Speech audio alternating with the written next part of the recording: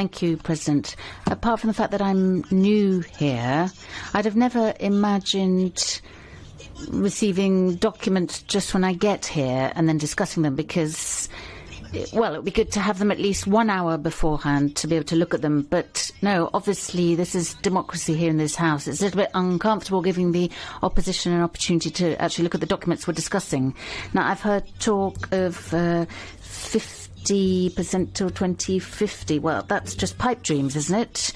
Climate neutrality before 2050. But have you looked at the social and economic impacts of this?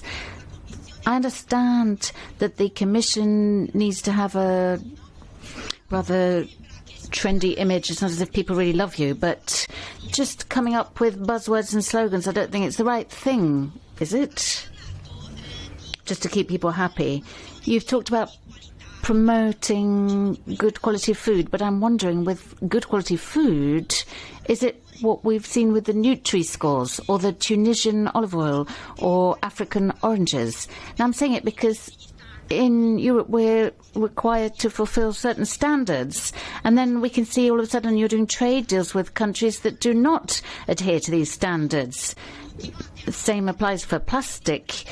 You keep talking about plastic free, and yet you have trade agreements with countries where pollution is running riot.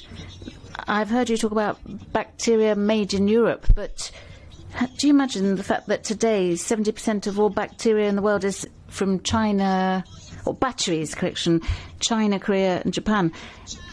There's been a transition from coal to steel, and then the aim to go to electric. But I've wondered, isn't it the case that some countries want to transform their manufacturing at the cost of all European citizens? Is it only us who are thinking about this? But to me it seems very clear. You talked about 100 billion of investments in the next 7 years, and yet you are the ones looking at every dot and comma of the budgets, keeping a close eye on the country's budgets when they're trying to make things work back home. Now, I'm saying it for Italy, but I'm sure it applies across the board.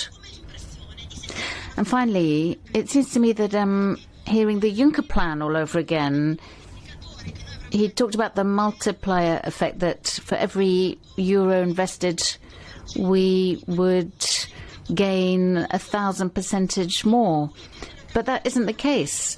I'm very much hoping you can get real and move beyond all these slogans that you're banding around. Thank you.